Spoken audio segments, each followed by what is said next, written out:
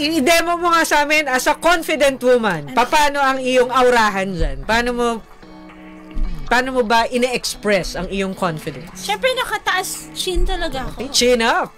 Ganyan talaga. Chest out. Ganon. Nahiya ako bigla sa chest ko.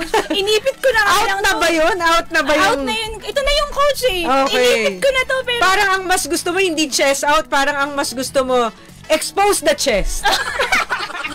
Ay, why not, coach? Kasi mas afford yan ang ano ko. Ay, hindi. Ayaw namin. Ayaw na makita ang chest mo. Alam mo, palaban ako, coach. Hindi ako papapigil. Alright. So, in terms of physical gestures, yes, coach, the way you describe a confident person is chin up. Parang yes, gano'n ang... coach. O, taas noo. Okay. Kaya, labas dibdib. O, sige, labas. Okay. Labas digdib. Labas. Ipit puson. Oo!